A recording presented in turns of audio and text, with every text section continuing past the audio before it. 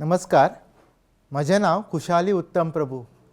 हांव सहाय्यक प्राध्यापक आणि हांव Ganpat Parsekar college of education Harmal पेडण्यां गोवा हांगा शिकयतां. आयज शिक्षण आनी तत्वगिन्यान हो विशय जो बीएडाक आसा तितूंतलो घटक जो आसा तो शिक्षणीक विचारवंत युनिट आनी विशय जो आसा तो भारतीय शिक्षणाचे तत्वगिन्यानी गुरुदेव रवींद्रनाथ टागोर हेज्या बद्दल आमी शिकतले. सगळ्यान पयलीं आमी अध्ययन फलीत म्हणजे ऑब्जेक्टीव भुरग्यांनी हें शिकतकूच भुरग्यांनी हो बरो विडियो आयकतकूच तेंच्यान कितें बदल जातलो जावं ते कितें शिकतले हेज्या बद्दल आमी जाणून घेवया. गुरुदेव रवींद्रनाथ टागोर हांच्या शिक्षणीक तत्वगिन्यानांतल्याचो हेतू आशिल्ली व्यक्ती निर्माण करप. रवींद्रनाथ टागोर हांच्या शिक्षणीक तत्वगिन्यानाचो हेत आशिल्लो मनीस तयार जावप आनी त्या मनशा भितर ह्या गोश्टींचो आस्पाव आसतलो. तो भुरगो जो शिक्षण घेता त्या शिक्षणांत इतली पावर आसपाक जाय, शक्ती आसपाक जाय जेणे करून त्या भुरग्याचो समग्र विकास म्हणजे त्याच्या मनाचो विकास, त्याच्या कुडी म्हणजे बॉडीचो विकास आनी आत्म्याचो विकास जावपाक जाय. स्वातंत्र्य आनी सृजनशीलता म्हणजे फ्रीडम आनी क्रिएटिविटी हे भुरग्यां मदीं तयार जावपाक जाय. सैमा कडेन एकचार वर्गा भायलें शिकप ह्याचो अर्थ भुरग्या भितर शिक्षणांतल्यान असो गोडी तयार जावंक जाय भितर ताका सैम म्हणजे कितें, सैमाक कसो राखपाक जाय, तेजो इम्पॉर्टन्स कितें आनी सैम राखल्या जाल्यार आमचे कशी उदरगत जातली. आमी आनी जनावर हो सैमाचोच भाग, सो आमी सगळ्यांनी सैमाचें देखरेख करपाक जाय, त्यांचें कॅर घेवपाक जाय. आंतरराष्ट्रीयता म्हणजे जागतीक समजूत. त्या भुरग्या मदीं आंतरराष्ट्रीयता म्हणजे तो सगळें जग हें सगळें जग जें आसा तें एक आसा. ग्लोबल विलेज म्हणजे ही विलेज ग्लोब आहा तोच एक विलेज आसा, गांव आसा अशें आमी समजूंक जाय. सामाजीक नैतीक मुल्यां, जबाबदार नागरीक तयार जातलो. आत्मसाक्षरता, सेल्फ रियलायजेशन, आपूण कोण, आपलो जन्म कित्याक जाला, आपूण कितें कितें करपाक जाय, आपलो ड्युटी कितें, आपलें कार्य कशें आसचें हेज्या बद्दल आमी आयज जाणून घेतले. एक खरो आत्म सोदप, आपल्या भितरलो बरो मनीस सोदप, आपल्यान कितें जाय तें बदल करप आनी आपूण बरो मनीस जावप ही गोश्ट आमी आयज ह्या टॉपिकांतल्यान जावं विशयांतल्यान शिकतले. कलेचेर भर दिवप, बऱ्या वाटकुळ्या लोकांची उदरगत करप म्हणजे हेजो आर्ट एज्युकेशन जें आमचें कला आसा त्या कलेन सुद्दां खुबशें शिकपा सारकें आसता. आनी जेन्ना आमी कला शिकतली, आमचें आर्ट शिकतले, आमचें कल्चर, आमचो हेरिटेज आमी प्रिजर्व करतले, ते फुडल्या जनरेशनाक, फुडल्या भुरग्यां पर्यंत पावयतले, फुडल्या पिळगी पर्यंत पावयतली, जेणे करून ते आमी ते राखपाक शकतले. हांगा तुमी गुरुदेव रवींद्रनाथ टागोर हांकां पळोवपाक शकता. तुमी पळयत जाल्यार तेंचे कडेन सादी राहणीमान आसा आनी ते एक व्हडले लेखक जावन आसा, ते आतां आमी पळयतले. रवींद्रनाथ टागोराची प्रस्तावना आतां पळोवया आमी. रवींद्रनाथ टागोर हो एक बहुआयामी प्रतिभाशाली बंगाली विद्वान जाचो साहित्य, तत्वज्ञान आनी कला हाचेर म्हत्वाचो परिणाम जालो. हेणें खुबशीं साहित्य बरयलें, खुबश्यो प्रतिभाशाली व्यक्तींक आपल्या कडल्यान इन्स्पायर जावपा खातीर तेणें खुबशी मदत केली. तेंची खुबशीं पुस्तकां जी तत्वज्ञान सांगता, शिक्षण कशें आसचें, मनीस कसो आसचो, शिक्षण हें चार भिंती मदीं आसपाक फावना. भुरग्यांक टिचरांनी शिक्षकांनी तांकां भायर व्हरपाक जाय, सैमा कडेन व्हरपाक जाय. जेन्ना ते सैम पळयतले तितूंतल्यान ते खुबश्यो गोश्टी शिकतले आनी जेन्ना ते शिकतले तेन्ना ते आपलो सैम, आपलो कल्चर, आपली हेरिटेज जापून सांबाळून दवरपाक शकतले. त्यांचो जल्म 7 मे 1861 कोलकत्ता हांगा जाल्लो आनी तेंचें मरण 7 ऑगस्ट 1941 भारतांतल्या कोलकत्ता हांगा जालें. सो तुमी हो कालखंड पळयत तेंचो जल्म आनी मरणा पर्यंतचो तुमकां दिसून येतलें की हो जो आसा तेन्ना हो कालखंड जेन्ना आमचो भारत ब्रिटिशांच्या अधीन आशिल्लो, ब्रिटीश हांगा तेन्ना रूल करताले. रवींद्रनाथ टागोर हे एक साहित्यीक दिग्गज आशिल्ले. गुरुदेव रवींद्रनाथ टागोर कवी आशिल्ले, कादंबरीकार आशिल्ले, नाटककार, लघुकथाकार, निबंधकार आशिल्ले. बोली भाशेचो उपयोग करून आनी पारंपारीक बंधना पासून मुक्त जावन ताणें गद्य आनी पद्यांचे नवे रूप बंगाली साहित्यान हाडले. तांच्या ग्रंथांत मनीसपण, सैम, अध्यात्म, समाजीक सुदारणा ह्या विशयाचेर संशोधन केल्लें. भारत आनी बांगलादेश ह्या दोनी देशांचे राष्ट्रगिताचे ते लेखक आशिल्ले. सो हितूंतल्यान आमकां समजून येता की गुरुदेव रवींद्रनाथ टागोर हे व्हडले मनीस, बरे साहित्यकार, बरे निसर्ग म्हणजे नॅचरलिस्ट, निसर्ग प्रेमी, सैमवादी आशिल्ले. गुरुदेव रवींद्रनाथ टागोर एक नोबेल पुरस्कार विजेते आशिल्ले. 1913 वर्सा ते मुखेलपणान गितांजली ह्या संग्रहा खातीर साहित्याचो नोबेल पुरस्कार मेळोवपी पयले बिगर युरोपियन जाले. म्हणजे हेज्या पयलीं सगळी जी नोबेल प्रायज जी दिल्या ती तांकां सगळ्या युरोपियनांक दिल्ली. आनी हे पयले भारतांतलेच न्हू की बिगर युरोपियन पयले मनीस आशिल्ले जेंकां नोबेल पुरस्कार दिल्लो गेल्लो. ते एक शिक्षण तज्ञ आनी तत्वज्ञानी आशिल्ले. उदेंत आनी अस्तंती शिक्षणीक तत्वगिन्याचो मेळ घालपी संस्था. ताणें शांतीनिकेतनाक विश्वभारती विद्यापिठाची थापणूक केल्ली. ह्याचो अर्थ ईस्ट आनी वेस्ट ज्यो डिफरंट सादे भाशेन ते अंतरराष्ट्रीय इंटरनॅशनलिजमाचे सादे भाशेन ते ईस्ट आनी वेस्ट एकठांय हाडपाक त्यांचो सादे भाशेन इश्टाची आयडिया आनी वेस्टाच्यो आयडिया एकठांय हाडपाक त्यांचो व्हडलो हातखंड आशिल्लो. तेणें आमी कित्याक कमी आसा, भारत देशान कमी कितें आसा, आमचें शिक्षण सारकें ना, आमच्या कडेन खूब गरिबी आसा, ही गरिबी कशी हालोवप, कशी कमी करप आनी आमच्या शिक्षणान आमी कशें फुडें सरप, ह्यो सगळ्यो आयडिया विचार तेणें वेस्ट म्हणजे भायल्या देशांतल्यान हाडिल्ली. जेणे करून आमचे देश फुडें वतलो, आमचे लोक फुडें वयतले आनी आमी एक प्रगत राष्ट्र जातले. ते एक संस्कृतीक पूल आशिल्ले. भारतीय संस्कृताय अस्ततेक आनी अस्ततेची संस्कृताय उद्देतेक हाडपाक टागोराचो म्हत्वाचो वांटो आशिल्लो.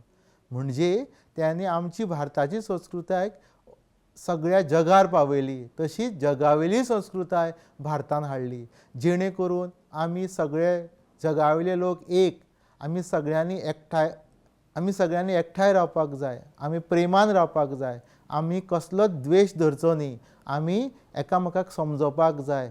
आपुणूच मोठो अशें म्हणचें न्ही, आमी सगळ्यांच्या बद्दल प्रेम भावना आसपाक जाय. जेणे करून आमी झगडपाक जायना, आमी युद्ध करपाक जायना आनी सगळे देश बरे भशेन रावपाक जाय. जेणे करून देशांचीच न्हू प्रत्येक मनशांचोच न्हू हे सगळ्या जगाचो कल्याण जातलें अशे तेंचे विचार आशिल्ले. तो एक कलाकार आशिल्लो आनी ताणें जायत्यो कलाकृती चित्रीत केल्ल्यो. उदय सांगल्या प्रमाणे रवींद्रनाथ टागोर हे कलाकार, कलाप्रेमी आशिल्ले. ते स्वता कलाकार आशिल्ले. तेणें खुबशीं चित्रां काडलीं, तेणें खुबश्यो मुर्त्यो घडयल्यो जेणे जितून तेंचे विचार, तेंची विद्वत्ता दिसून येता. रवींद्रनाथ टागोर हो आपल्या खोलायेन कला आनी बौद्धीक योगदानाक संवसाराचेर अमीट छाप सोडपी एक उंचायेचो व्यक्ती आशिल्लो. उदय सांगल्या प्रमाणे रवींद्रनाथ टागोर हो एक बुदवंत आशिल्लो. तो सगळ्या फिल्डान तेणें आपलें काम दाखयलां, काम केलां आनी आयज पर्यंत ताका लोक खुबशे याद करता तेंच्या कलाकृतीक, तेंच्या साहित्यिका खातीर, तेंच्या साहित्याक खातीर. गुरुदेव रवींद्रनाथ टागोराचें शिक्षणीक तत्वज्ञान. रवींद्रनाथ टागोराचें शिक्षणीक तत्वज्ञान सैमाचेर मोग. उदय सांगल्या प्रमाणे ते एक नॅचरलिस्ट आशिल्ले, सैमवादी आशिल्ले. सो रवींद्रनाथ टागोर म्हणटाले की आमच्या शिक्षणान असो एक गूण आसपाक जाय, अश्यो एक रवींद्रनाथ टागोर म्हणटाले की आमच्या शिक्षणाक अश्यो गोश्टी आसपाक जाय जे शिकल्या नंतर भुरग्यां भितर सैमा बद्दल मोग तयार जावपाक जाय. ते सैमान ते आपलोसो करपाक जाय. तांकां प्रत्येक गोश्टी सैमा बद्दल खबर आसपाक जाय. पूण ही आतांच्या पिळगेन दिसचोन येना. तांकां बारीक बारीक गोश्टी खबर ना. फॉर एग्जाम्पल तांकां सांगलें एक आंब्याचें पान वळख, ताका 10 पानां दिलीं आनी ताका सांगलें की इतल्लें आंब्याचें पान खंयचें, इतल्लें पणसाचें सायल्याचें पान खंयचें तें तांकां खबर ना. तांकां काण्णां म्हणजे खबर ना, तांकां चुन्नां म्हणजे खबर ना, तांकां कणेरां म्हणजे खबर ना, तांकां बोराय म्हटल्यार खबर ना. तांकां कांयच खबर ना, कित्याक ती सैमान केन्ना वचोंक ना. ती घराच कडेन आसता, टीव्ही पळयता, मोबायलार आसता. म्हणूनच तांकां सैमा बद्दल प्रेमूय ना आनी सैमा बद्दल कांय खबरूय ना. तांकां न्हंय म्हणजे कितें खबर ना. न्हंय आमी कशी स्वच्छ दवरपाक जाय, न्हंयचो इम्पॉर्टन्स कितें तें तांकां खबर ना. म्हणूनच गुरुदेव रविंद्रनाथ टागोरान तेन्ना सांगिल्लें की भुरग्यांक सैमा कडेन व्हरा, सैमाचेर तांकां प्रेम करपाक शिकया. तेंचो मानवताचेर आशिल्लो विश्वास आनी सुसंवादात्मक संवसाराची नदर हातूंत खोलायेन रुजिल्ली. म्हणजेच तांकां मनीस मोठो जाय जाल्लो आशिल्लो, सैम मोठो जाय आशिल्लो. तेंचो एक विश्वास आशिल्लो की प्रत्येक मनीस हो बरो मनीस जावचो, तेणी एकामेका बद्दल तेंचो प्रेम आसचो, प्रत्येक धर्मा बद्दल जाती बद्दल प्रत्येकाच्या मदीं आदर आसचो, प्रेम आसचो. हो तेंचो एक दृश्टिकोन आशिल्लो. आनी ह्यो सगळ्यो गोश्टी आमी शिक्षणांतल्यान भुरग्यां पर्यंत पावोवपाक जाय असो तेंचो मोख आशिल्लो. तांच्या मुखेल शिक्षणीक तत्वज्ञानाचें विभाजन हांगा दिलां. आतां आमी गुरुदेव रविंद्रनाथ टागोरांचें शिक्षण तत्वज्ञान हेच्या बद्दल थोड्यो गोश्टी जाणून घेवया. तेणें खुबश्यो गोश्टी सांगिल्ल्या. गुरुदेव रविंद्रनाथ टागोरान खूब गोश्टी सांगिल्ल्या ज्यो शिक्षणांतल्यान आमी भुरग्यां पर्यंत पावोवपाक जाय. आनी आमच्या शिक्षणांत ह्यो गोश्टी आसपाक जाय जेणे करून आमची फुडली पिळगी बरी जातली, तांकां सैमा बद्दल प्रेम आसतलो, मनशा बद्दल प्रेम आसतलो, प्रत्येक गोश्टी त्यो विचार करतले, तांकां कले बद्दल प्रेम आसतलो. ह्यो गोश्टी आमी आतां समजून घेवया. पयलीं सैमा कडेन समन्वय, हार्मोनी विथ नेचर. हेचो अर्थ प्रत्येक भुरग्याक सैम म्हणजे कितें, सैम आमच्या खातीर कितें करता, उदक म्हणजे कितें, उदक खंयच्यान येता, न्हंय म्हणजे कितें, न्हंयतल्यान उदक जें व्हांवता तें कशें व्हांवता, खंयच्या खंयच्या गांवांत खंयची न्हंय व्हांवता, हे सगळ्यो गोश्टी तांकां खबर आसपाक जाय. आमी पिशव्यो ज्यो कोयराच्यो पिशव्यो आसता त्यो न्हंयेन जावं व्हाळान उडोवच्यो न्ही, हें तांकां शिक्षणांतल्यान पटोवन दिवपाक जाय. कित्याक जेन्ना आमी वायट गोश्टी, आमचो कचरो जेन्ना न्हंयेन उडयता, उदकान उडयता, तेन्ना ते भितर जें नुस्तीं आसता, बाकीचीं जनावरां आसता, तीं लोप पावता, तीं मरतात. आनी आमी ती वाचोवपा खातीर आमकां खुबशे प्रयत्न करचे पडटले. आनी हो शिक्षणांतल्यान जे प्रयत्न केल्ले ते भुरग्यां मेरेन पावतले. आनी भुरगे हे समजून घेतल्या कारणान ते एक बरे सुजाण नागरीक जातले आनी आपलो सैमाचो, आपल्या कल्चराचो, आपल्या हेरिटेजाचो, आपल्या लोकांचो ते प्रेमान आदर करतले. वर्गांतल्या मर्यादे पसून पयस सैमीक वातावरणांत शिक्षण जावप जाय अशें टागोराचें मत आशिल्लें. सैम सगळ्यान बरो शिक्षक तो भुरग्यांक संशोधन, निरीक्षण आनी स्वताचो सोद घेवपाची संद दितले अशें तांकां दिसतालें. उदे सांगल्या प्रमाणें जेन्ना भुरग्यांक सैमा कडेन व्हरतले, ते पळयतले, निरीक्षण करतले, ऑब्जर्व करतले, आपली रिसर्च करतली, आपूण सोदून काडटले की ह्या निसर्गान कितें कितें आसा, जें समजून घेतकूच ते निसर्गाच्या प्रत्येक गोश्टीचेर लक्ष दितले. संशोधनात्मक तेंची दृश्टी तयार जातली, जेणे करून आमचे कडेन बरी तरेचें संशोधन जातलें, जेणे करून आमची जी प्रॉब्लेम आसा, आमची जी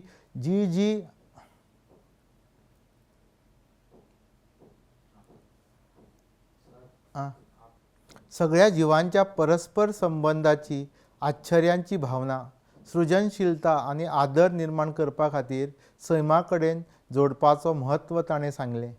सौदे सांगल्या प्रमाणें गुरुदेव रविंद्रनाथ टागोर हांचो एकूच उद्दिश्ट आशिल्लो, भुरग्यांनी हें सैमा कडेन वचचें, सैमा कडल्यान शिकचें, जेणे करून जेणे करून ते फुडें सरतले, सैमाचेर प्रेम तयार जातलो आनी सैमाचे तेच राखणदार जातले.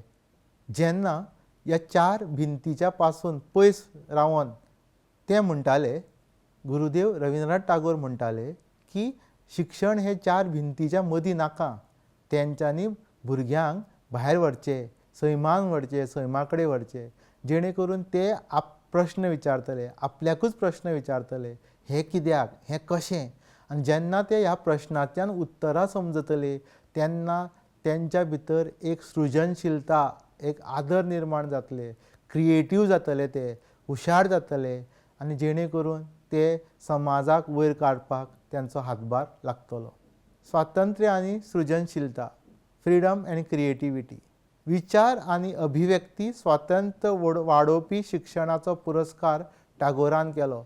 कडक शिस्त वा परिक्षा नासतना भुरग्यांक स्वताचे गतीन शिकपाची आनी ताची आवड सोदून काडपाची सुरवात दिवचो अशें ताचें मत आशिल्लें.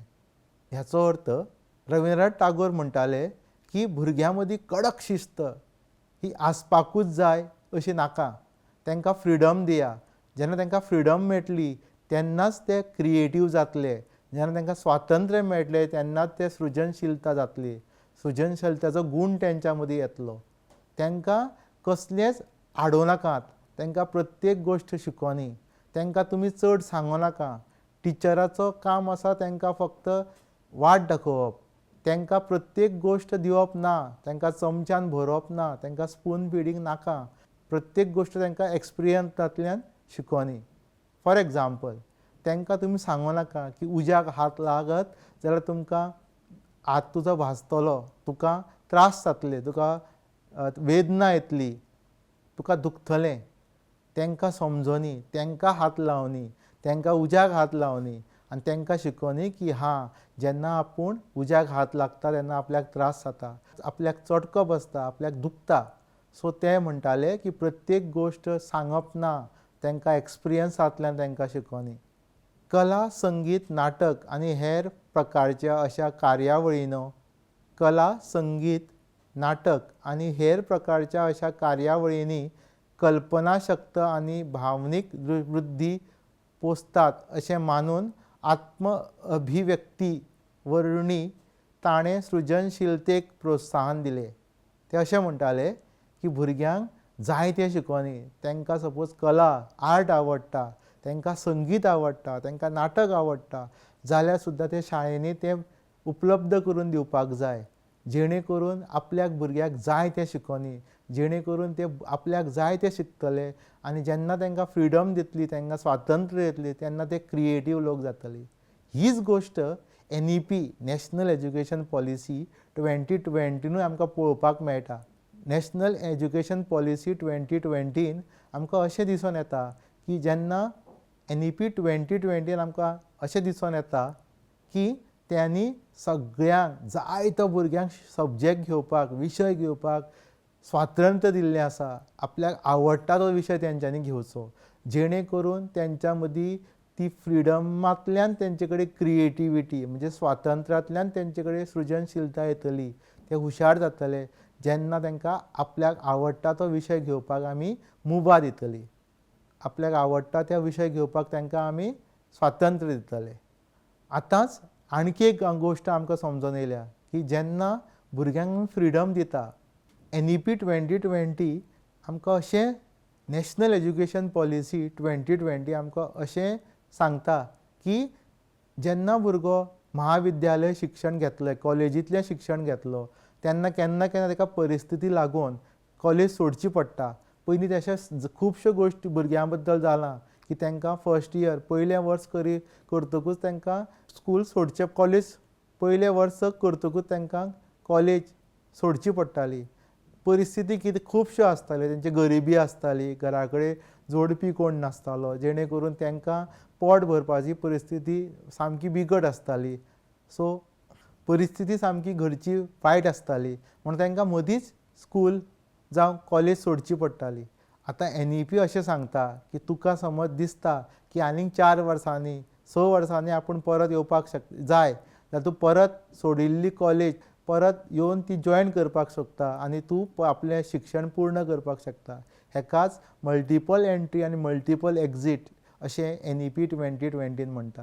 हें स्वातंत्र्य जेन्ना भुरग्यांक दिल्लें वतलें, केन्ना शिकप, खंय शिकप, हें त्यांचे कडेच सोंपयलें गेल्लें वतलें तेन्ना त्या भुरग्यां मदीं एक सृजनशीलता क्रिएटिविटी तयार जातली, ते हुशार जातले आनी एक बुदवंत मनीस जातले. गुरुदेव रविंद्रनाथ टागोरान म्हटलां, a child who has been allowed to explore the world and discover things on his own will be more creative and intelligent. हेचो अर्थ ज्या भुरग्यांक संवसारान भोंवपाक आनी स्वताक गजाली सोदून काडपाक मेळ्ळ्या ते चड सृजनशील आनी बुदवंत जातले जावं जाल्यात. सो हेजे वयल्यान आमकां समजून येता की भुरग्यां मदीं आमी स्वातंत्र्य दिवपाक जाय. तांकां म्हणूनच ह्या स्वातंत्र्यांतल्यान सृजनशीलता तेंच्या मदीं येतली, ते हुशार जातले, ते बुदवंत जातले. समग्र उदरगत होलिस्टीक डेव्हलपमेंट शारिरीक, मानसीक, नैतीक आनी अध्यात्मीक वाड हाचो आस्पाव आशिल्ल्या व्यक्तीची समग्र उदरगत करपाचो हेतू टागोर हांच्या शिक्षणीक तत्वगिन्यान आशिल्लें. शिक्षणान मनशाच्या अस्तित्वाच्या सगळ्या आंगांक पोसवण दिवप जाय अशें ताचें मत आशिल्लें. हेचो अर्थ की भुरग्यान फक्त बुद्धीक वाड जावपूच ही इम्पॉर्टंट ना, तेज्या बरोबर तेजी शारिरीक आनी मानसिकूय तेजी वाड जावपाक जाय. कॉग्नेटीव, अफेक्टीव एंड सायकोमोटर भुरगो बौद्धीक दृश्ट्या तो सक्षम जावपाक जाय, मानसीक दृश्ट्या तो सक्षम जावपाक जाय, तशेंच तो शारिरीक दृश्ट्यायूय सक्षम जावपाक जाय. तांकां भुरग्यांक सैमा कडेन व्हरात.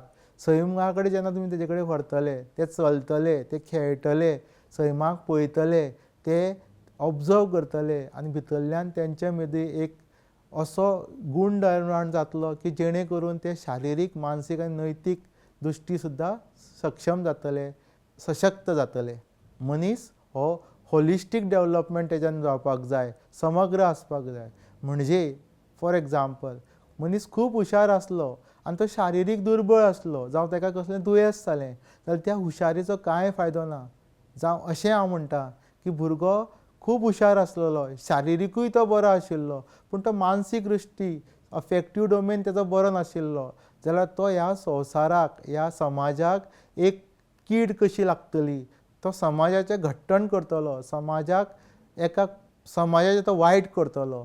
सो म्हणूनच हे सगळे तिनूय गूण शारिरीक रित्या, मानसीक रित्या, नैतीक रित्या आनी आध्यात्मीक रित्याय तो हुशार आसपाक जाय, तेज्यान ते गूण आसपाक जाय.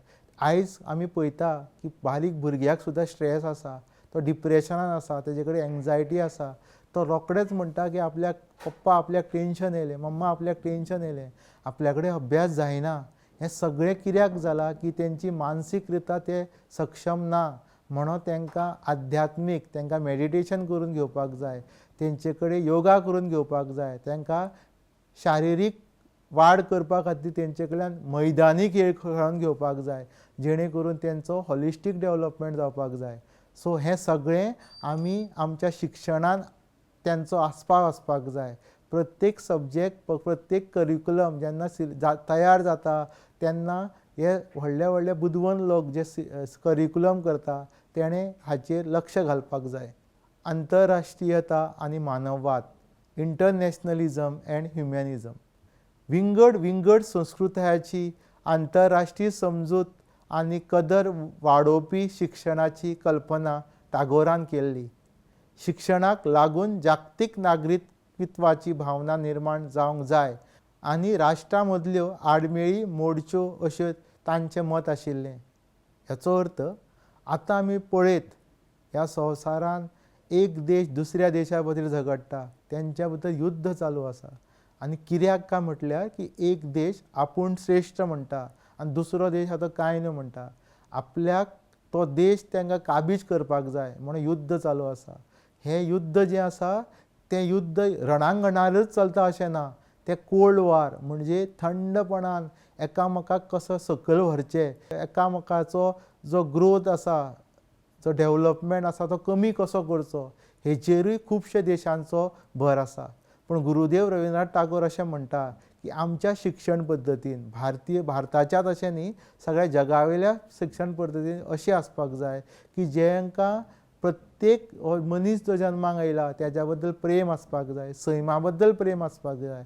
जेन्ना मनशा मदलो हो गूण तयार जातलो, मनशान हो जेन्ना गूण तयार जातलो तेन्ना अशी युद्धां जावची ना, एकामेकाक सकयल ओडचें ना आनी आमी सगळे जाण बरोबर व्हडले जातले, आमच्या मदीं डेवलपमेंट जातलो.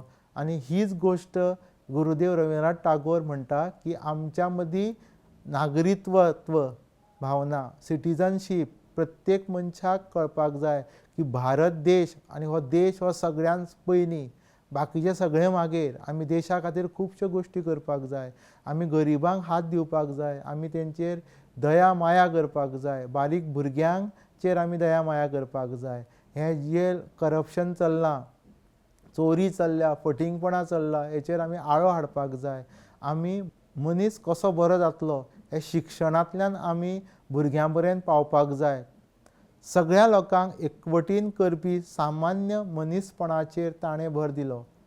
ताची फाटभूंय वा समजुती कसली आसूं, विद्यार्थ्यांक विविधताय आपणावंक आनी चड सुसंवादात्मक संवसाराचे दिकेन वावरप प्रोत्साहन दिलें.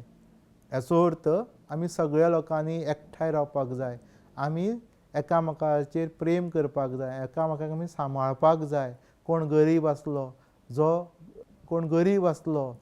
कोण जावं बायल मनीस आसली, आमी तेंच्या बरोबर रिस्पेक्टान वागपाक जाय, आमी बरे मनीस जावपाक जाय, जेणे करून आमी सगळे जाण फुडें सरतले.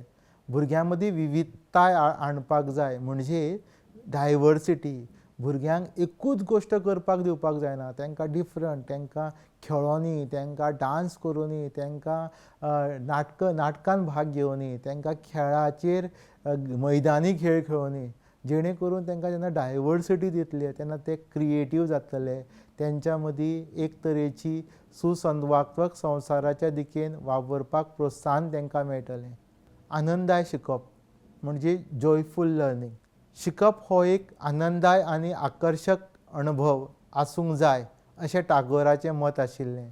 ताणें फक्त पाठांतर करप न्हयकारलें आनी संशोधन, प्रयोग आनी सहकार्याच्या माध्यमांतल्यान सक्रीय शिकपाचेर भर दिलो. आतां तुमी पळोवपाक शकतले ह्या संवसारांत आतां आमी पळयता आसतले की खंयच्या भुरग्याक समज विचारलें तुका शाळा आवडटा रे, तो म्हणटा ना. ताका शाळेक वचपा खातीर फोर्स करचो पडटा, ताका उठोवचो पडटा, ताका कपडे घालचे पडटा, तो शाळेन वयता आसतना रडटा. कित्याक सांग पळोवया? कित्याक ही शाळा जी आसा पळय थंय तें अशें एनवायरमेंट ना की जेणे करून ताका भुरग्याक थंय आवडटा वचपाक. कित्याक ताका एका बेंचार बसयलो वता, टिचर थंय बडबडटा, तो आयकता थोड्यो गोश्टी, थोड्यो तो आयकना, जेणे करून तें इतलें बोरींग जाता की ताका भितर लक्षच नासता. ताका भायर कितें चल्लां तेजेर चड लक्ष आसता, ताका त्यो चिमण्यो कितें करता, ते कावळे कशे आरडटा तेजेर चड लक्ष आसता. ताका ते आपल्याच दुनयेन आसता, ते ड्रीमिंग करता. कित्याक सांग पळोवया? की आमची जी शिक्षण पद्दती आसा, जें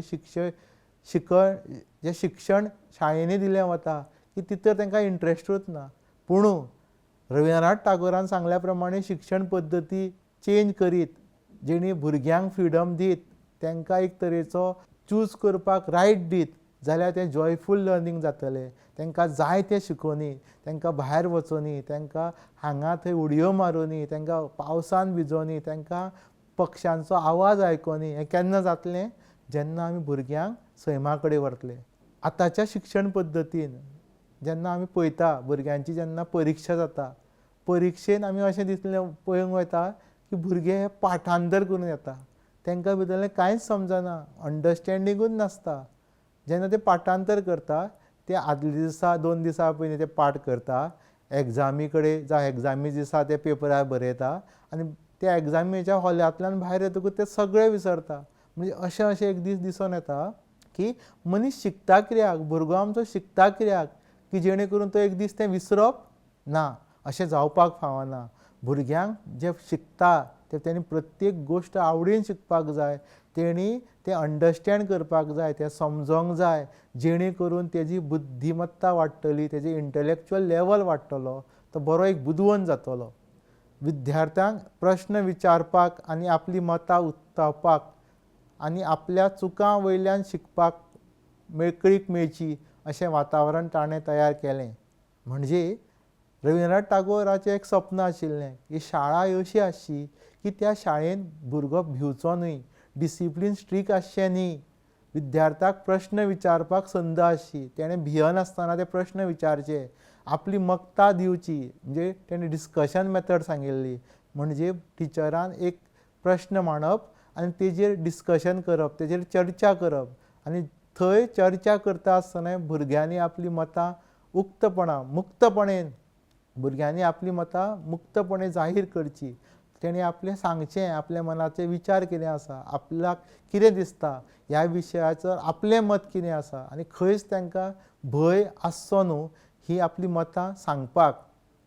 आनी अशी शिक्षण पद्दती आसची, अशी शिक्षण आसचें की तांकां चुकां करून तेंच्यो चुको जावनी, let them learn from their mistake, प्रत्येक मिस्टेकांतल्यान तांकां शिकोवनी, अश्यो आमी शाळा तयार करच्यो की तांकां एक्सपिरियन्सांतल्यान, एक्सपिरियन्शियल लर्निंग, एक्सपिरियन्स आपल्या अनुभवांतल्यान ते शिकतले, अशी आमी शाळा तयार करच्यो.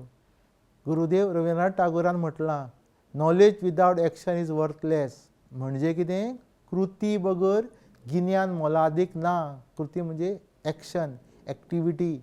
सो तेणें एक्टिविटी लर्निंग म्हणजे भुरगो जेन्ना कसली गोश्ट आपल्या हात, बॉडी पार्ट्स वापरून करतले तेन्ना ती तो बरें समजतलो, कित्याक तो टच करनाका, जेन्ना तो टच करतलो तेंच्यो सेन्सीस चड इनवॉल्व जातलो आनी कसलीय गोश्ट बरी समजोवपाक जावं बरी याद दवरपा खातीर जाता तितली सेन्सीस तेणी यूज करपाक जाय. जेन्ना भुरगो एक्टिविटी बेस करतलो, तो आपूण कृतींतल्यान शिकतलो आनी तो बरो समजतलो आनी तो बरे तरेन ते याद दवरतलो आनी आपल्या आयुश्यान आनी ते बरे तरेन वापरतलो. मार्गदर्शक म्हणून शिक्षक, टीचर एज अ गायड. टागोराक शिक्षक फक्त प्रशिक्षक न्हय तर एक सुलभताय दिवपी आनी मार्गदर्शक दिता असलो मनीस आसपाक जाय अशें रविंद्रनाथ टागोराक दिसतालें. शिक्षकांनी विद्यार्थ्यांची जिज्ञासा प्रेरीत करची आनी तांकां पोसवण दिवची, तांकां विमर्शीक आनी स्वतंत्रपण विचार करपाक प्रोत्साहन दिवचें अशें ताचें मत आशिल्लें. ह्याचो अर्थ स्पून फिडींग. आतां तुमी पळयता आसतले की प्रत्येक शाळेंत टिचर सांगता, एक गोश्ट सांगता, आपल्याक जाय तें सांगता, आपल्याक जाय तेन्ना सांगता, भुरग्याक कांयच संद ना आपलो विचार सांगपाक, सगळें टिचर सेंटर्ड आसता. म्हणजे शिक्षक जें ठरयता तेंच शिकयता, तितल्याच वेळान शिकयता, जेणे करून भुरग्यांक कांयच फ्रिडम नासता आपल्याक जाय तें शिकपाक. म्हणजे ही शिक्षण पद्दती कितली चुकीची आसा ती पळया. ही शिक्षण पद्दती कशी आसपाक जाय की भुरग्यांक चायल्ड सेंटर्ड आसपाक जाय, भुरग्यांक जाय तेन्ना जाय तें शिकपाक मेळपाक जाय, जेणे करून ती तांकां फ्रिडम मेळटलें आनी जेणे करून ते बरे बुद्धिवान इंटलेक्च्युअल जातले, तेंचेन एक क्रिएटिविटी आसतली, ते प्रॉब्लेम जे आसा, जी गोश्ट आमकां मना सारकी जायना ते ती आपले प्रॉब्लेमां ते सॉल्व करतले. शिक्षकान फक्त जिज्ञासा, भुरग्याची क्युरियोसिटी आसा पळय तांकां पोशण दिवपाक जाय, भुरग्यांक एनकरेज करपाक जाय की प्रश्न विचारपाक जाय, भुरग्यांनी प्रश्न विचारतकूच टिचरान, शिक्षकान तेची उत्तरां दिवपाक जाय. केन्ना केन्ना ताकाय खबर आसची ना, तेणें सांगपाक जाय की आयज आपल्या कडेन उत्तर ना, पूण आपूण तुका 2 दिसांनी सांगता हेजें उत्तर कितें तें, जेणे करून भुरग्यां मदीं एक जिज्ञासा, क्युरियोसिटी डेवलप जातली, जेणे करून भुरगो फुडें हुशार जातलो आनी तो भुरगो खूब हुशार जाल्ल्या कारणान त्या सब्जेक्टाचो तो एक्सपर्ट जातलो आनी त्याचो संवसाराक, सोसायटीक खूब फायदो जातलो. शिक्षक आनी विद्यार्थी हांचे मदीं लागींच्या संबंदाचें म्हत्व तांणी सांगलें. जंय शिक्षक दर एका विद्यार्थ्यांचो खाशेल्यो गरजो आनी प्रतिभेक समजता आनी तांकां आदर दिता. हाचो अर्थ प्रत्येक भुरग्या मदीं कितें गूण आसा, ते कितर बरें आसा हें शिक्षकाक खबर आसपाक जाय आनी त्या गुणांक तेणी प्रोत्साहन दिवपाक जाय.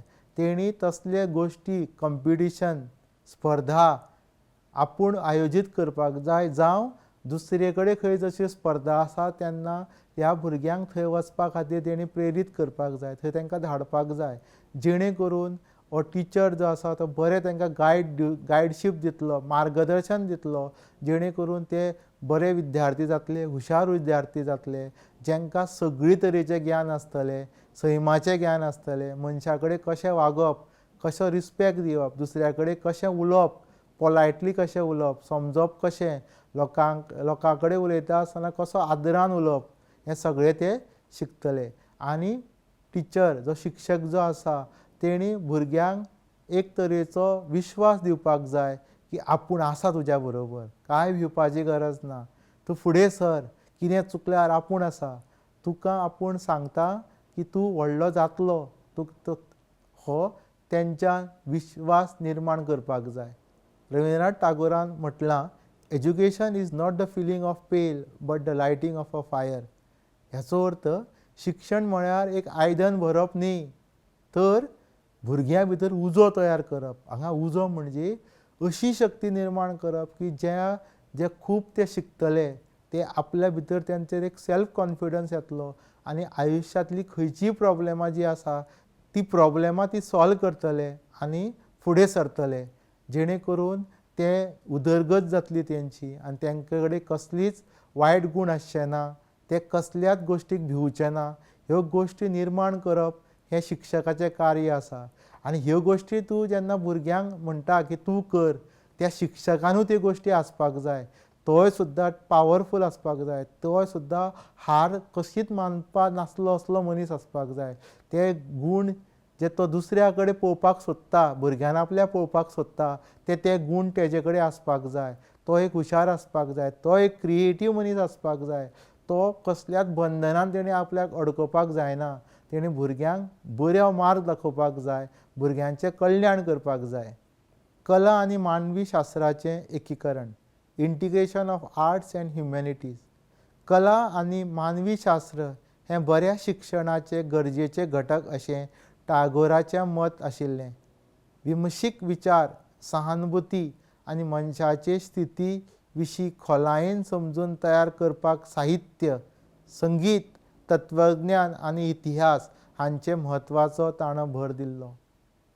मनीस तयार जावप, बरो मनीस तयार जावप जाल्यार तेजे कडेन कला आनी मानवी शास्त्राचें ज्ञान आसपाक जाय. गुरुदेव रविंद्रनाथ टागोर म्हणटाले की भुरग्यां मदीं एक सहानुभुती तयार जावपाक जाय, प्रेम तयार जावपाक जाय सैमा बद्दल, लोकां बद्दल. जाल्यार कला ताका शिकपाक जाय. जेन्ना ते कला आर्ट शिकतले तेंच्या मदीं एक ती पेशन्स गोश्ट तयार जातली. जेन्ना ती कला शिकतली ते नेचराक एप्रिशिएट करपाक शिकतले, तेंचे कडेन पेशन्स डेवलप जातलो आनी जो आयच्या काळाक खूब इम्पॉर्टंट आसा, खूब गरजेचो आसा.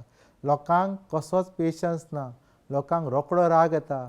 रस्त्यारूच आमी कितलीशींच आतां झगडीं पळयता, लोकांक कसोच टायम ना.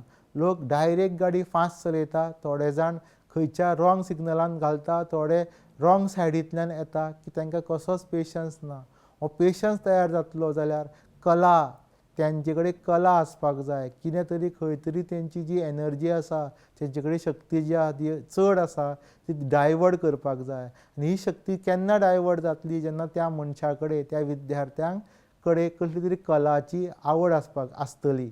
फॉर एग्जाम्पल ती कला कशी आसपाक शकता, ती चित्रकारी आसपाक शकता, ती पोट्री आसूंक शकता, ती डान्स आसूंक शकता, तें एक नाटक आसूंक शकता, तें कसलो खेळ आसूंक शकता, ती कसली स्कील आसूंक शकता, जेणे करून भुरगो फुडें सरतलो. आनी ही गोश्ट रविंद्रनाथ टागोरान आमच्या शिक्षणान आसपाक जाय, तेजो आस्पाव आसपाक जाय अशें रविंद्रनाथ टागोराच्या शैक्षणीक तत्वगिन्यान आमकां दिसून येता. हे विशय सृजनशीलता, कल्पनाशक्त आनी सोबीतकायेचो भावना पोसतात, जो पूर्ण जिणे खातीर गरजेचें अशें ताचें मत आशिल्लें. म्हणजे जेन्ना आमी कला आनी ह्युमॅनिटीज म्हणजे मानवशास्त्र शिकता, भुरगे शिकता, तेन्ना तेंच्या मदें क्रिएटिविटी, तेंचे मदें एक इंटॅलिजन्स आनी एक तरेची युनिटी, म्हणजे आमी सगळे एक आसा, हे गूण तयार जाता. आनी जेन्ना हे गूण तयार जाता तेन्ना तो एक बरो मनीस जाता आनी तो एक बरें जिणें, आपलें जीण सुदारपाक शकता अशें गुरुदेव टागोरान म्हटलां. समाज सेवा, सोशल सर्वीस. शिक्षणाक लागून समाजीक जापसालदारकेची भावना आनी दुसऱ्यांची सेवा करपाची इत्सा निर्माण जावप जाय अशें टागोराचें मत आशिल्लें. रविंद्रनाथ टागोर अशें म्हणटालो की आमी सगळ्यांक जे गोरगरीब आसा, जे मार्जिनलायज आसा, जे खूब तेंचे कडेन डेवलपमेंट पावोंक ना, तेंचे कडेन पयशे ना, तेंचे कडेन शिक्षण ना, आमी त्या मनशां कडेन पावपाक जाय, तांकां आमी आदार दिवपाक जाय, तांकां त्या परिस्थितींतल्यान आमकां वयर काडपाक जाय. आनी हें केन्ना जावपाक शकता की जेन्ना आमच्या शिक्षणांतल्यान समाज सेवा हो गूण भुरग्यां मदीं आमी पावपाक जाय. हें केन्ना जातलें जेन्ना आमी तशे सब्जेक्ट, तशे विशय, जशे धडे आमच्या सिलेबसान जावं आमच्या शिक्षणान आसतले तेन्ना ती गोश्ट जातली. भुरग्यां मदीं सेवा भाव तयार जावपाक जाय, प्रेम आसपाक जाय, एम्पथी म्हणजे दुसऱ्या बद्दल सहानुभुती आसपाक जाय, दुसऱ्यांक मदत करपाची तेंच्या मदीं गूण तयार जावपाक जाय. आनी हें आमी आमच्या शिक्षण पद्दतीनूच तेचो आस्पाव आसपाक जाय, जेणे करून भुरग्यां मदीं हो गूण तयार जातलो, समाज सेवेचो गूण तयार जातलो. विद्यार्थ्याक समाज सेवेंत वांटो घेवपाक आनी समाजाच्या बरेपणाक योगदान दिवपाक तांणी प्रोत्साहन दिल्लें. रविंद्रनाथ टागोर म्हणटाले की भुरग्यांक चार भिंती मदींच शिकोवं नाका, तांकां समाजा मदीं व्हरा, तांकां दाखया गरिबी म्हणजे कितें, लोक कशे जगता, लोकां कडेन खावपाक ना, गरीब लोकां कडेन बरे कपडे घालपाक ना, तेंचे कडेन गाडी ना, घोडे ना, कांय ना, तरी आसतना ते गरिबीन जगता, मेहनत करता. ह्यो गोश्टी आमकां भुरग्यांक थंय व्हरोन दाखोवचें पडटलें, त्या गरिबांच्या घरा कडेन व्हरचें पडटलें, तांकां तेंचे कडेन उलोवपाक दिवचें पडटलें की गरिबी म्हणजे कितें आनी आमी मनीस म्हणून तांकां कशें हेल्प करपाक शकता. सो असो एक विशय आसपाक जाय जेणे करून समाज सेवा हो भितरल्यान भुरग्यां मदीं डेवलप जातलें, जेणे करून तांकां जो मनशाक आमचो आदार जाय तेंचे पर्यंत आमी पावपाक शकतले, समाज सेवा करपाक शकतले. आनी एक गोश्ट आसा की समाज सेवेक पयशेच जाय अशें ना, आमी श्रमदान आमी तेंचे कडेन वचोन तेंचे कडेन शिकोवन तांकां आमी शिकोवंक शकता. भुरग्यांक सुद्दां बारीक जो शाळेन वयता, स्कुलाक वता, तेणें सांजेच्या वेळार जेन्ना ताका टायम मेळटा आयतारा तेणें असल्या मनशाक शिकोवपाक जाय, तेंच्या वाड्यार वचपाक जाय जंय लोक शिकोंक ना, व्हडले आसूं धाकटे आसूं, आनी तांकां आमी मदत करपाक जाय. जे आमी बीएड भुरगे आसा, जे आमचे बीएड भुरगे आसा, तेणें सांजेच्या वेळार एक समाज सेवा करपाक जाय. जे गरीब आसा, जे प्रौढ आसा, जे एडल्ट आहा तांकां तेणी सांजचे वचोन शिकपाक जाय. जावं जे गरीब भुरगे आसा जेका शिकपाक अडचणी आसा तांकां तेंच्यांनी वचोन तेंचो हेल्प करपाक जाय, रेमेडियल टिचींग घेवपाक जाय. तांकां एक तरेची जेन्ना तांकां शिकवापाक जेन्ना तांकां कांय समजना, भुरग्यांक समजना कितें शिकयलें शाळेन, तेन्ना बीएडाच्या भुरग्यांनी वचोन तांकां मदत करपाक जाय, तांकां वचोन शिकोवपाक जाय. आनी हो गूण जो आसा तो समाज सेवा, समाजाची सेवा करप हें आमच्या शिक्षणीक पद्दतीन आसपाक जाय अशें टागोराचें मत आशिल्लें. शिक्षणान व्यक्तीक आपल्या भोंवतणच्या संवसाराचेर सकारात्मक परिणाम करपाक सशक्त करपाक जाय अशें ताचें मत आशिल्लें. म्हणजे आमच्या सोय भोंवतणी जी गोश्टी आसा, वायट गोश्टी आसूं जावं कोणा कडेन पयशे ना, कोण गरीब आसा, शिकपा खातीर पयशे ना, अशे मनशाक आमी सगळ्यांनी मदत करपाक जाय. तो गरीब आसूं, व्हडलो आसूं जावं बारीक आसूं, मदत जावं सेवा ही सगळ्यांत इम्पॉर्टंट जावन आसा. जो शिकता, शाळेन शिकता जावं महाविद्यालयान शिकता, ताका आपल्या भोंवतणी कितें आसा तेचो आपल्याचेर कितें परिणाम जाता आनी आपूण ती परिस्थिती, वायट परिस्थिती जी समाजान आसा, खून आसा, दरोडे आसा, फटिंगपणां आसा, चायल्ड लेबर आसा, हें सगळें आमी कशें पयस करतले हेचेर आमी सगळ्यांनी एकठांय येवन विचार करपाक जाय. गुरुदेव रविंद्रनाथ टागोराच्या मता प्रमाण The highest education is that which does not merely gives us information but makes our life in harmony with all existence. Rabindranath टागोर म्हणटाले की सगळ्यान उंचेलें शिक्षण म्हटल्यार फक्त म्हायती दिवप, इन्फॉर्मेशन दिवप न्हय, तर आमच्या जिवीत सगळ्या अस्तित्वां कडेन जुळोवन घेवप. म्हणजे अशें ना की बाबा तूं शिकलो, तूं व्हडलो मनीस जालो की तूं म्हणपाक जायना की ना आपलो आतां काय रोल ना, आपूण कांय करचो ना समाजा खातीर, आपलें जालें न्हू, आपूण खूब शिकलो, आपल्या कडेन खूब पयशे आसा, आपल्या कडेन खूब प्रॉपर्टी आसा, आपूण आनी कितें करपाक जाय, आपूण आतां कांय करचो ना समाजा खातीर. ना, प्रत्येक मनशान जेन्ना तो व्हडलो जाता तेणें समाजाक हात दिवपाकूच जाय. कित्याक जेन्ना तो शिकतालो, तो जेन्ना अभ्यास करतालो, त्या शिक्षणाक प्रत्येक मनशान कंट्रिब्यूट केल्लें आसा. आमी जेन्ना टॅक्स दिता तेन्ना ते टॅक्सांतल्यान त्या मनशान शिक्षण घेतलेलें आसतलें. आनी म्हणूनच आमची जापसालदारकी आसा की आमी सगळ्यांनी जेन्ना आमी व्हडले जाता, आमच्या कडेन 4 पयशे येता तेन्ना आमी सगळ्यांक मदत करपाक जाय, गरिबांक मदत करपाक जाय, तेंचे कडेन पावपाक जाय, सैम सांबाळपाक जाय. तुमी आतां पळयता आसतले की जंगलां जीं आशिल्लीं ती सगळी नाच जायत आसा आनी आतां कॉंक्रिटाची जंगलां येता. खुबशीं झाडां मारून उडयल्या, खुबशे दोंगर आमचे कट केल्या, उद्ध्वस्त केल्ले आसा सगळे दोंगर. झाडां ना, व्हडलीं व्हडलीं झाडां रस्त्या बांदपा खातीर जावं बिल्डिंग्यो बांदपा खातीर आमी कट करता, जेणे करून आमचो त्या सैम नेचराक ही हानी करता, सैमाक हानी जाता. आनी म्हणूनच दिसान दीस आमकां नवीन नवीन दुयेंसां जाता. ती सैमाची आमी राखण करूंक ना म्हण जाता. ती TB आसूंक शकता, ती कसली तरी एलर्जी आसपाक शकता.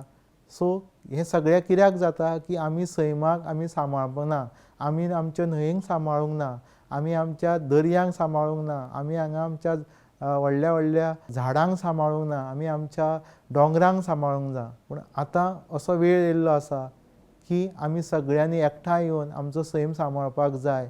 आमी सैमांतल्यान जावं लोकांची सेवा करपाक जाय आनी जेणे करून आमी खरें शिक्षण घेतलें अशें आमी म्हणपाक शकतले. गुरुदेव रविंद्रनाथ टागोरांचें शिक्षणीक तत्वज्ञान आनी आतां 21व्या शेटकांत प्रासंगिकता. म्हणजे गुरुदेव रविंद्रनाथ टागोराची फिलॉसॉफी आसा, एज्युकेशनल फिलॉसॉफी आसा, तेजो ह्या 21st सेंच्युरीन रेलिवन्स कितें, आयच्या घडयेक तेजो इम्पॉर्टन्स कितें, तेणें तेन्ना सांगिल्लें, आतां तेजो उपयोग कितें. सो आतां आमी तें समजून घेवया. आयज शिक्षणाक तोंड दिवपी जायत्या आव्हानांक आनी संदींचेर उपाय काडिल्ल्यान टागोराचें शिक्षणीक तत्वज्ञान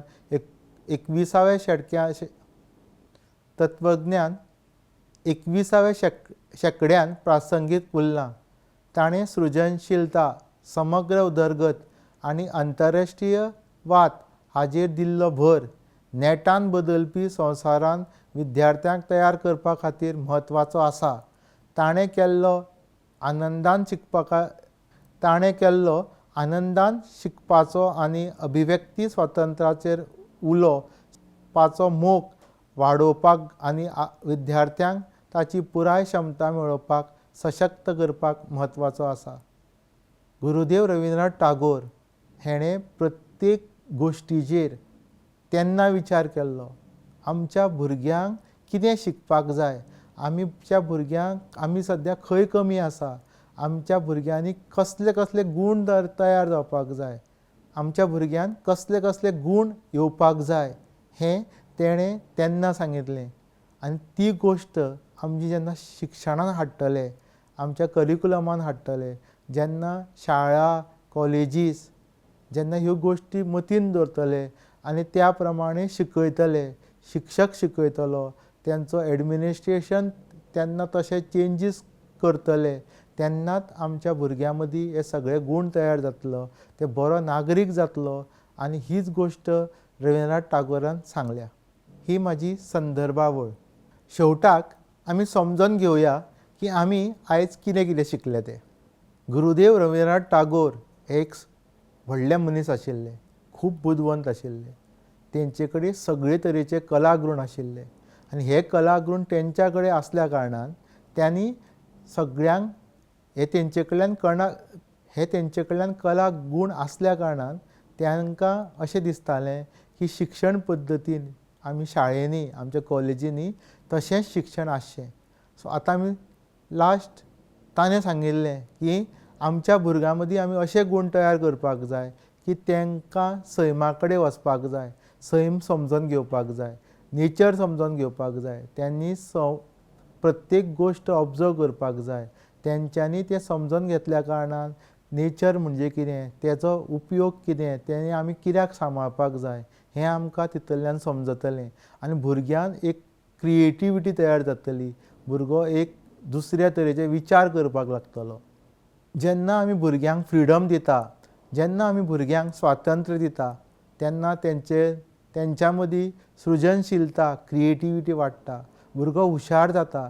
कित्याक ताका जी आवड आसा तेंच तांकां आमी करपाक दिता, तेंच आमी तांकां शिकपाक दिता. तें शाळेन आसूं जावं तें महाविद्यालयान आसूं. जेन्ना ही गोश्ट जातली तेन्ना तेंच्या मदीं क्रिएटिविटी, सृजनशीलता वाडटली आनी ते एक बुदवंत मनीस तयार जातलो. होलिस्टीक डेवलपमेंट. गुरुदेव रविंद्रनाथ टागोर म्हणटाले की शिक्षणांत जावं स्कुलांनी, ज्या शाळेंनी अशी शिक्षण पद्दती आसपाक जाय जितर भुरग्यांक सगळे तरेची उदरगत, ती शारिरीक आसूं, ती मानसीक आसूं, ती नैतीक आसूं जावं ती आध्यात्मीक आसूं, ह्या सगळ्यान गोश्टीन भुरग्यांक ही सगळे तरेची उदरगत भुरग्यां मदीं आसपाक जाय. म्हणूनच ते म्हणटाले की शाळेंनी ही सगळी शारिरीक, मानसीक, नैतीक आनी आध्यात्मीक तेंची उदरगत करपा खातीर त्यांनी तशे विशय हाडपाक जाय. तसो तांकां त्यांनी फ्रिडम दिवपाक जाय, तांकां खेळपाक दिवपाक जाय, तांकां सैमा कडेन व्हरपाक जाय, तेंचे कडल्यान योग करून घेवपाक जाय, तेंचे कडल्यान मेडिटेशन करून घेवपाक जाय, जेणे करून ते एक फुल्ली डेवलप हॉलिस्टीक डेवलपमेंट तेंच्या मदीं आसतलें. गुरुदेव रविंद्रनाथ टागोर अशें म्हणटाले की हें सगळें जग म्हणजे एक गांव. Entire world is a global village. So तेंच्या मतीं ते अशें म्हणटाले. गुरुदेव रविंद्रनाथ टागोर आंतरराष्ट्रीयता आनी मानववाद हेजेर तेंचो खूब विश्वास आशिल्लो. ते अशें म्हणटाले की सगळें जग जें आसा तें एक गांव आसा आनी सगळ्यांनी आमी मेळोन मिसळून जगपाक जाय. आमी एकामेका बरोबर झगडोवपाक जायना. आमी अशें म्हणपाक जायना की म्हाजोच देश, म्हाजूच संस्कृती व्हडली आनी दुसऱ्या देश हो कांय न्हू. पूण आमी सगळ्यांनी अशें काम करपाक जाय की जेणे करून आमची सगळ्यांनी एकठांय रावपाक जाय, म्हणजे पिसान रावपाक जाय, शांततेन रावपाक जाय. आमी एकामेका बद्दल प्रेम आसपाक जाय, आदर आसपाक जाय. आनी आमची संस्कृताय सगळ्या जगाभर पावपाक जाय. तशेंच जगाची संस्कृताय आमच्या मेरेन पावपाक जाय आनी आमकां जें कितें बरें दिसता तें आमी घेवपाक जाय, जेणे करून आमची उदरगत जातली. आनंदान शिकप हें गुरुदेव रविंद्रनाथ टागोरान सांगिल्लें. जेन्ना भुरगो शाळेन वता तो भुरग्या उमेदीन वचपाक जाय, ताका शाळेन वचपाक आनंद दिसपाक जाय. थंय तो हांसोन खेळोन तेणी सगळ्यो गोश्टी शिकपाक जाय, जें आतांच्या शिक्षण पद्दतीन ना तें हाडपाक जाय असो आमी सगळ्यांचो प्रयत्न आसपाक जाय. मार्गदर्शक म्हणून शिक्षकान सगळें चमच्यान भरोवप ना. ज्ञान हें भुरग्यांनी शिकप आसता, आपल्या आपूण शिकप आसता, तेंच्यांनी तें एक्सपिरियन्सांतल्यान शिकप आसता. प्रत्येक गोश्ट टिचरान सांगप ना, शिक्षकान सांगप ना. तेंच्यांनी भुरग्यांनी तें एक्सपिरियन्स करप, तेंच्यांनी तेजो एक्सपिरियन्स घेवप आनी आपल्या ज्ञानान भर घालप.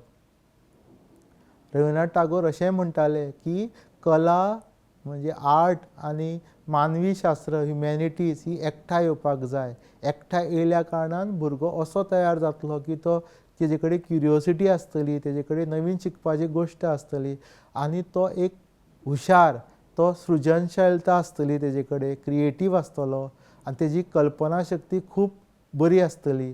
जेन्ना आमी कला आनी मानवी शास्त्राचें एकीकरण करतले, शाळेन जेन्ना आमी हेजो प्रोत्साहन दितले तेन्ना शाळेन अशे सब्जेक्ट आसपाक जाय, विशय आसपाक जाय जंय समाज सेवा करपाक भुरग्यांक तेंच्यांनी त्या सब्जेक्टांतल्यान, त्या एक्टिविटींतल्यान भुरग्यांक पर्यंत पावपाक जाय. तो गूण तेंच्यांत तयार जावपाक जाय, जेणे करून आमी जे लोक वंचीत आसा, जे गरीब आसा, जांकां शिक्षण ना, तेंचे कडेन पयशे ना, तेंचे कडेन अन्न ना, तेंचे कडेन कपडे ना, अशा मनशां कडेन आमी पावपाक जाय, तांकां आमी मदत करपाक जाय.